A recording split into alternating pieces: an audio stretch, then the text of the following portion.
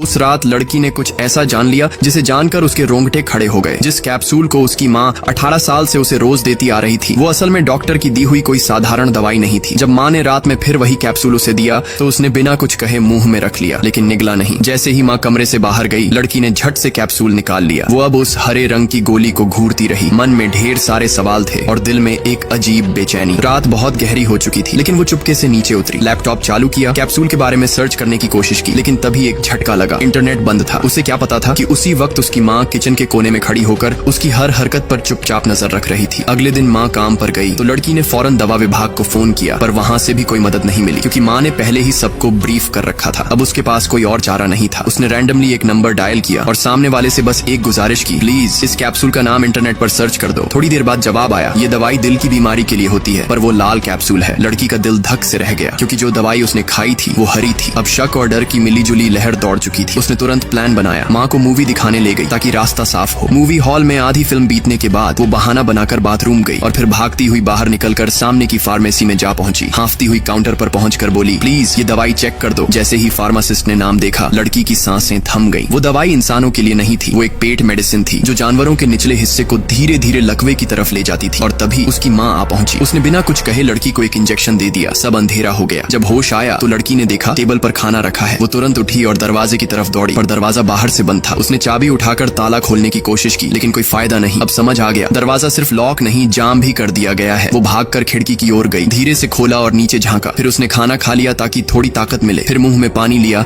कुछ औजार उठाए और खिड़की से बाहर निकल गई। धीरे धीरे सरकते हुए वो माँ के कमरे की ओर बढ़ी। सोल्डरिंग आयरन से शीशे पर छेद किया, फिर मुंह का पानी छिड़का और कांच तोड़कर अंदर दाखिल हो गई। लेकिन तभी उसकी अस्थमा की दिक्कत भड़क गई। सांस रुकने लगी, छाती जकड़ गई। वो बस मरने ही वाली थी। किसी तरह रेंगती हुई अपने कमरे तक पहुंची और ड्रॉर से इनहेलर निकाला। जैसे ही उसने इनहेलर लिया उसकी सांस फिर से चलने लगी। उसे आज शायद दूसरी जिंदगी मिल गई थी। लड़की ने वक्त रहते इनहेलर लिया और अपनी जान बचा ली। अब लड़की लिफ्ट की तरफ दौड़ती है लेकिन बिजली गुल होती है। तभी वो सीढ़ियों से लुढ़कती हुई नीचे गिर जाती है जिससे उसे काफी चोट लगती है। घायल हालत में भी लड़की को एक झटका लगता है। उसकी एक उंगली हिल रही है। वो खुद को व्हील चेयर में डालती है और बाहर निकलने की कोशिश करती है, लेकिन जैसे ही बाहर आती है सामने से एक ट्रक आ जाता है। ट्रक रुक जाता है और एक आदमी दौड़कर उसकी मदद के लिए आता है। तभी लड़की की माँ वहाँ पहुँचती है। उस आदमी और माँ के बीच कहासुनी होती है। वो आदमी लड़की से पूछता है, क्या तुम पुलिस या हॉस्पिटल जाना चाहती हो? और लड़की कहती है पुलिस। लेकिन जाने से पहले ही माँ उस आदमी को इंसुलिन का इंजेक्शन देकर बेहोश कर देती है। लड़की डर के मारे तेज तेज सांसें लेने लगती है और बेहोश हो जाती है। होश आता है तो वो खुद को फिर से उसी तहखाने में पाती है। उससे वहाँ फेंके गए कॉलेज के सारे लेटर मिलते हैं। फिर उसके हाथ लगती हैं उसकी बचपन की तस्वीरें जिनमें वो चल रही होती है, जबकि उसकी माँ ने हमेशा कहा था कि वो बचपन से ही व्हील चेयर पर थी। उसे एक डेथ सर्टिफिकेट भी मिलता है, एक बच्ची क्लो का जो सिर्फ 2 घंटे ही जिंदा रही थी।